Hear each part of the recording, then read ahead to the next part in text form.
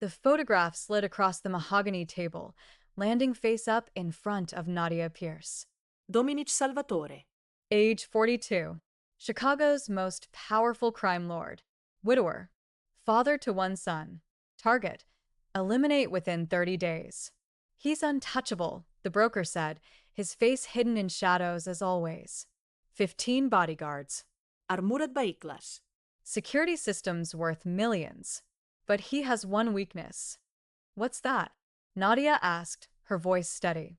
She'd done this 23 times before. 23 high-value targets. 23 clean kills. This would be number 24. His son, Matteo, 6 years old, motherless. The broker pushed another file toward her. Salvatore's wife died 2 years ago. Cancer. Since then, he's been obsessed with protecting the boy.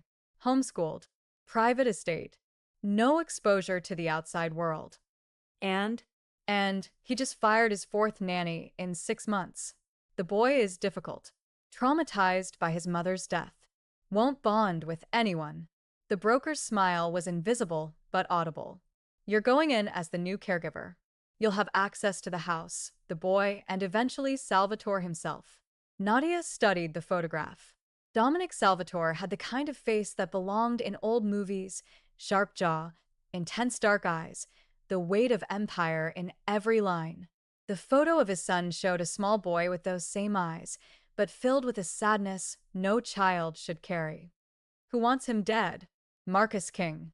Salvatore's been cutting into his territory. King wants Chicago to himself. The payment? 2 million. 1 million up front. 1 million on confirmation.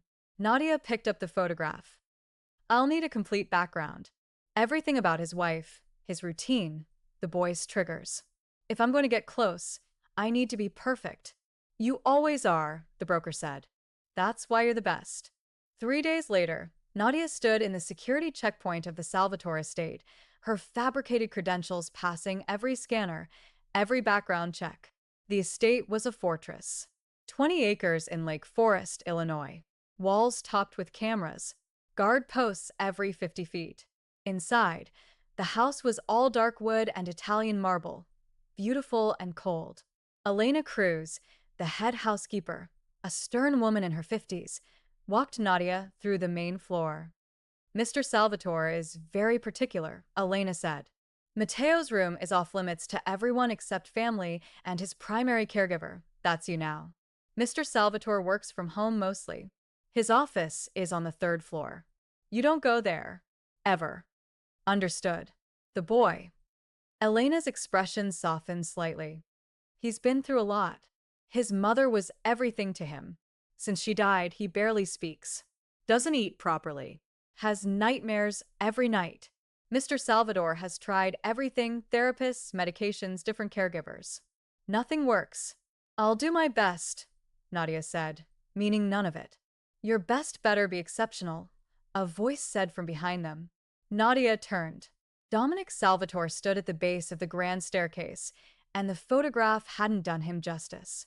He was tall, at least 6 feet 2 inches, with broad shoulders that filled out his black dress shirt perfectly. His dark hair was styled back, showing gray at the temples. His eyes were the color of whiskey, sharp and assessing. He looked at Nadia like he was cataloging every detail, every potential threat. Mr. Salvatore. Nadia extended her hand. Nadia Pierce. I'm honored to. You're here to take care of my son, not kiss my ass, Dominic interrupted, ignoring her hand. Your references are impressive. For years as a pediatric behavioral specialist, experience with trauma cases, glowing recommendations, all fake, all perfect forgeries. I love working with children, Nadia said smoothly, especially those who've experienced loss. I lost my own mother young. I understand what Matteo is going through. That part was true. Nadia's mother had died when she was 8. Overdose. That's when the organization had found her. A scared, angry girl with nowhere to go. They'd trained her, shaped her, turned her into a weapon. Something flickered in Dominic's eyes.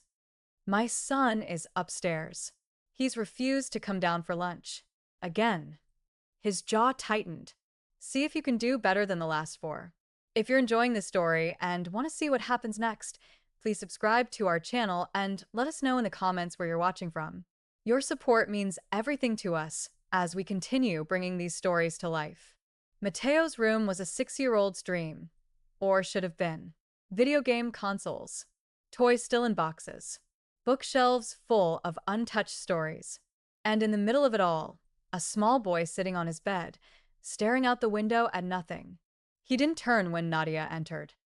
"Hi, Mateo," Nadia said softly. "My name is Nadia. I'm going to be taking care of you for a while." Silence. Nadia sat down on the floor, a non-threatening distance away. "You don't have to talk to me if you don't want to, but I'm here if you need anything." More silence. She waited. 5 minutes. 10. 15.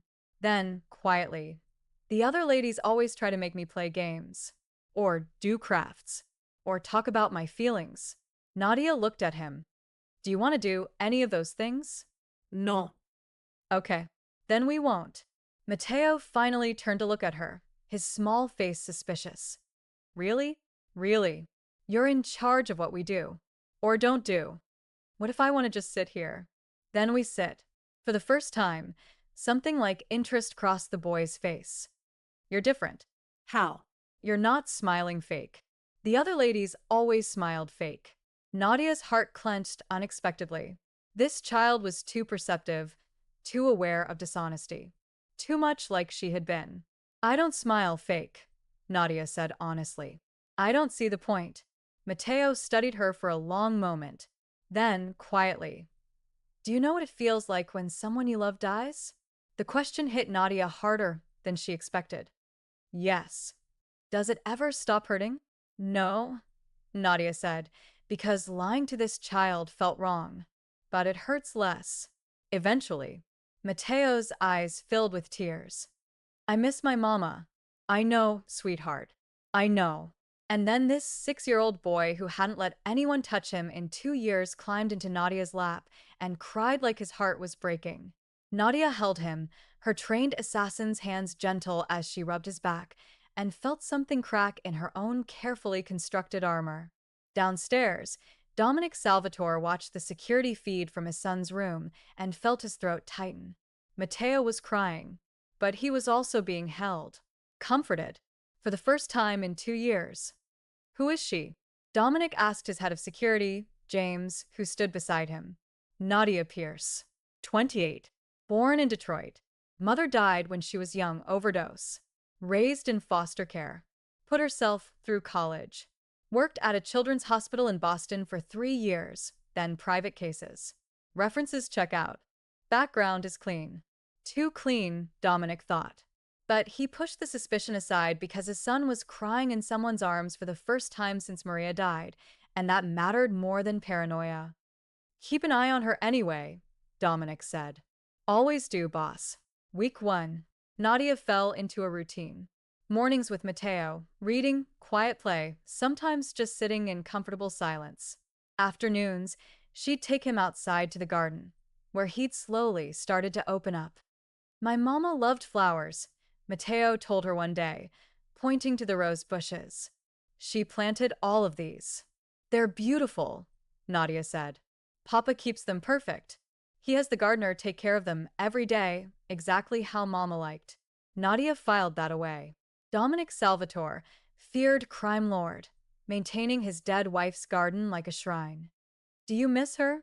Mateo asked suddenly. "Who?" "Your mama." Nadia's hand stilled on the rosebud she'd been examining. "Every day." "Me too." Mateo's small hand slipped into hers. "But I'm glad you're here." "Don't get attached," Nadia told herself. "He's not your mission." His father is. But when Mateo smiled at her, his first real smile in months, according to Elena, Nadia felt that crack in her armor widen.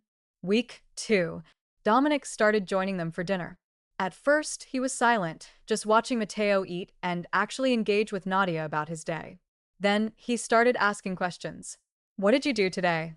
"We built a fort in the library," Mateo said, more animated than Dominic had seen him in years. Nadia said every kid, Needs a good fort. Dominic's eyes moved to Nadia. Is that so? Absolutely essential, Nadia said seriously. Structural integrity, defense planning, problem-solving skills. Very educational. The corner of Dominic's mouth twitched. Almost a smile. And what else is essential, Miss Pierce? Ice cream after dinner, Mateo announced. For brain development. That's not, Dominic started. Actually, Nadia interrupted, her eyes sparkling with mischief. Studies show that happy children develop stronger neural pathways. And ice cream makes Mateo happy. So, technically, Dominic stared at her. Then, to everyone's shock, he laughed. A real, genuine laugh. You're dangerous, he said. You have no idea, Nadia thought. Out loud, she smiled. Is that a yes to ice cream? That's a yes to ice cream. Mateo cheered, and Nadia felt the mission slipping through her fingers like sand. Week 3. The nightmares started on a Tuesday. Nadia woke to screaming from Mateo's room. She was there in seconds, finding him thrashing in his bed, crying for his mother. Mateo, sweetheart, wake up. You're safe. I'm here. But he was trapped in the dream, inconsolable. Then Dominic was there, scooping his son into his arms. I've got you, buddy. Papa's here. You're okay. Mateo clung to his father, sobbing. I saw her. I saw Mama, and she was leaving again, and I couldn't stop her. Shuh. It was just a dream.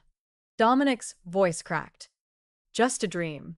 Nadia stood frozen, watching this powerful, dangerous man rock his son with infinite tenderness, and felt something in her chest that had been dead for years suddenly spark to life. This is the target. The man you're supposed to kill. Don't forget that. But she was forgetting. Every day, she was forgetting. After Mateo finally fell back asleep, Dominic followed Nadia into the hallway. This happens every week, he said quietly. The therapists say it's normal. Part of processing grief. But it kills me every time. You're a good father, Nadia said before she could stop herself. Dominic looked at her, really looked at her, and Nadia felt seen in a way that terrified her. You're good with him, Dominic said. Better than anyone else has been. Why? Because I see him. Not his trauma. Not his grief. Just him. And what do you see when you look at me? The question hung between them, loaded with meaning. A target. A job. $2 million. A man who loves his son more than anything, Nadia said truthfully. Dominic stepped closer. Close enough that Nadia could smell his cologne, something expensive and cedar dark. Close enough that she had to tilt her head back to meet his eyes. You're lying, he said softly. Not about that, but about something else. I can feel it. Nadia's pulse quickened. I don't know what you mean. Yes, you do. His hand came up, not touching her, but close. I've spent my whole life reading people, Nadia. And you? You're hiding something. Run. Abort the mission. Get out. But Nadia stood her ground. Everyone has secrets, Mr. Salvatore. Dominic, he corrected. And you're right. Everyone does. The question is whether yours will hurt my son. Never, Nadia said with absolute certainty. I would never hurt Mateo. But you'd hurt me. The question was a trap, and they both knew it. I don't want to hurt anyone, Nadia said, and meant it. Dominic stared at her for a long moment. Then he stepped back. Get some sleep, Nadia. We'll talk more tomorrow. Week 4. Day 28 of 30. The broker called on Nadia's encrypted phone. 2 days left. Where are we? I have access, Nadia said, her voice flat. He trusts me. The boy trusts me. Then finish it. I need more time. Silence on the other end. Then, you're compromised. I'm not. You're in love with him. That's ridiculous. Is it? 23 kills, Nadia. 23 perfect executions. And now, suddenly, you need more time? The broker's voice turned cold. You have 48 hours. Complete the mission or we'll send someone else. And when we do, the boy dies too. Loose ends. The line went dead. Nadia sat in her room, her hands shaking. They'll kill Mateo. The child who'd started calling her naughty because he couldn't quite pronounce her full name. Who'd asked her yesterday if she would stay forever. Who'd hugged her and whispered, "I love you," for the first time since his mother died. And Dominic, who'd started looking at her like she was something precious. Who'd touched her hand yesterday when she'd passed him coffee and let it linger. Who told her last night, "You brought light back to this house. Thank you. You're an assassin. This is your job. You don't get to have feelings." But she did have feelings. Terrifying, overwhelming feelings that made the thought of killing Dominic physically painful. Nadia pulled out her gun, checked the clip, attached the silencer. Tomorrow night. She'd do it tomorrow night. And then she'd disappear before they could hurt Mateo. It was the only way. Day 29. Everything went wrong at 11:47 p.m. Nadia stood outside Dominic's office, gun in hand, heart in pieces. Just do it. Open the door. 2 shots. Center mass. He'll be dead before he hits the ground. She reached for the handle. I wouldn't do that if I were you. Nadia spun, gun raised. Dominic stood at the end of the hallway, his own weapon pointed at her chest. Behind him, 4 of his men, all armed. I knew, Dominic said, his voice eerily calm. I've known for 2 weeks. Nadia's blood ran cold. Then why? Because I wanted to see what you'd do. He moved closer, and his men followed. I ran deeper background checks. Found the holes in your story. Found connections to 3 unsolved murders of men, just like me. Found the organization. Dominic, were you ever going to tell me? Or were you just going to put a bullet in my head and disappear? It's not that simple. It's exactly that simple. His voice rose. You came into my home. You got close to my son. You made him love you. And all of it was to get to me. No. Nadia lowered her gun. It started that way, but what? You fell in love, grew a conscience. Dominic's laugh was bitter. I almost believe you. That's how good you are. They're going to kill Mateo, Nadia said desperately. I refuse to complete the mission, so they're sending someone else. And they'll kill him to tie up loose ends. Dominic's expression didn't change. You expect me to believe that? I don't care if you believe me. I care that your son is in danger. Nadia threw her gun on the floor. I was supposed to kill you tonight. I came here to do it. But I can't.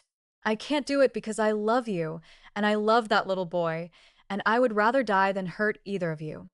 Convenient confession when you're surrounded by armed men.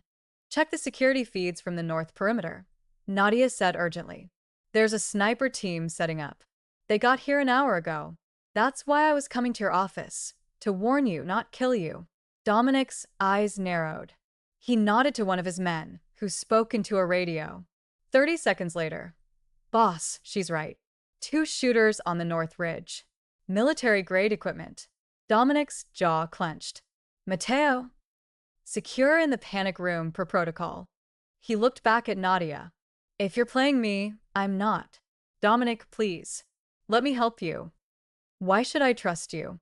Because I'm about to tell you everything you need to know to survive. Nadia met his eyes. The organization. Marcus King. The contract.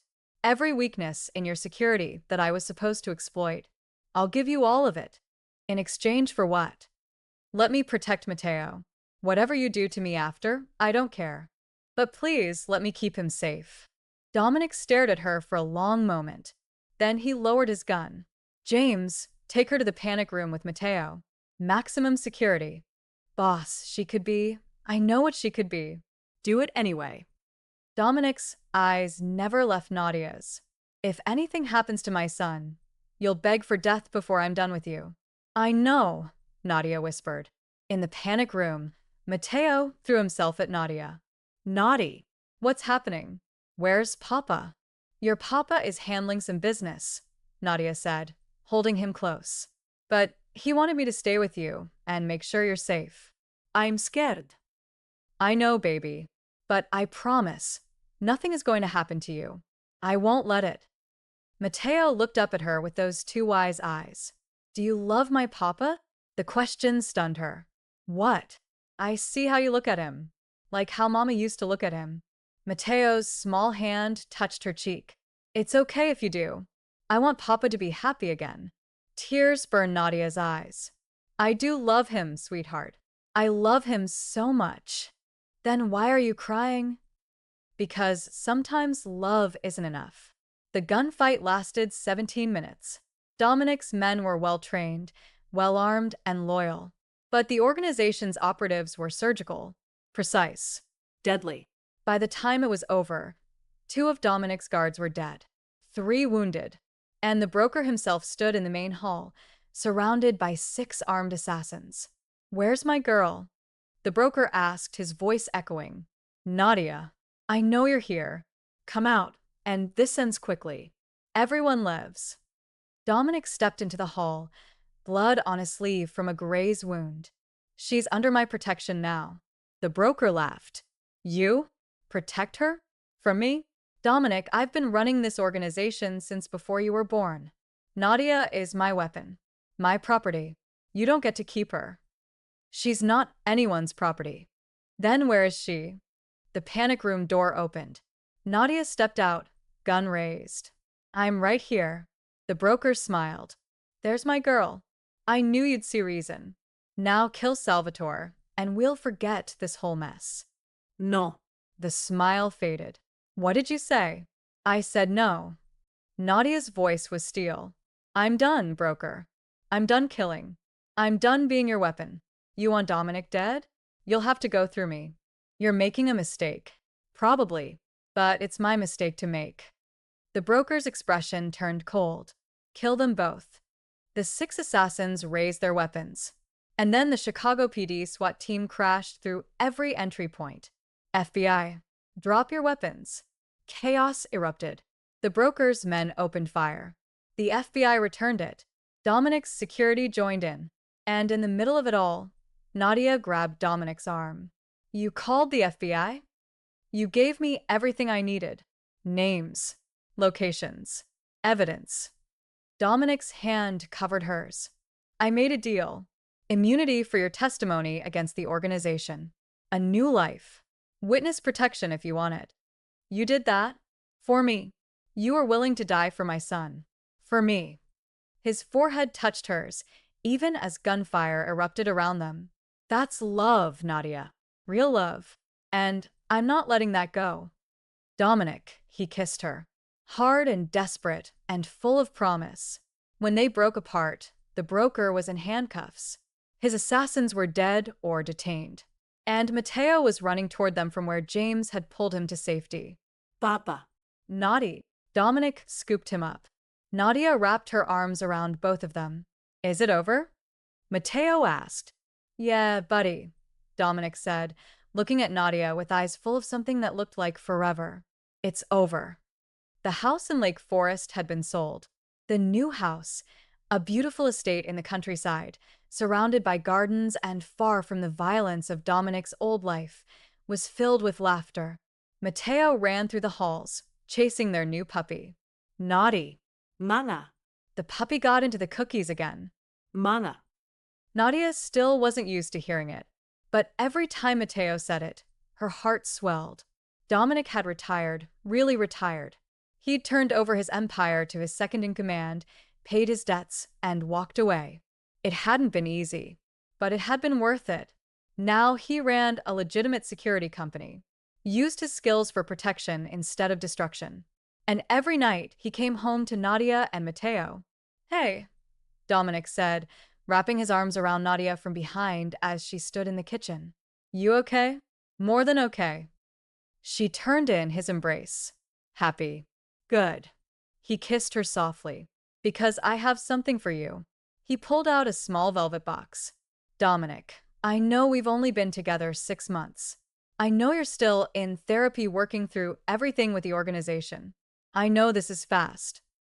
He opened the box, revealing a simple, perfect diamond ring. But I also know I love you. I know Matteo loves you. I know I want to spend the rest of my life showing you what real family feels like. Tears streamed down Nadia's face. Are you asking me to marry you? I'm begging you to marry me. Say yes, Nadia. Build a life with us. Leave the assassin behind and just be you. Be ours. Yes, she whispered. God, yes. The kiss was interrupted by Matteo crashing into them, the puppy in his arms. Did she say yes? Is Naughty going to be my real mama now? She said yes. Dominic confirmed, lifting his son. Matteo threw his arms around Nadia's neck. I love you, Mama. I love you too, baby boy. So much. Dominic held them both, his family, this impossible miracle that had come from darkness. Thank you, he whispered to Nadia, for choosing us, for choosing love. Thank you for giving me a reason to, Nadia whispered back. Outside, the sun set over the garden. Maria's flowers thriving in their new home, a bridge between past and future. Inside, a former Mafia boss, a reformed assassin, and a 6-year-old boy who'd brought them together built something neither Dominic nor Nadia had ever thought possible. A home, a family, a happy ending. Did this story capture your heart? Would you give up everything for love? Drop a heart if you believe people can change, and tell us, would you trust an assassin who chose love over duty? The end. Thank you all for following this story. If you enjoyed it, please write in the comments where you're watching from and share your thoughts about this story. And don't forget to like, subscribe, and share this video as your support is important for me to continue creating content.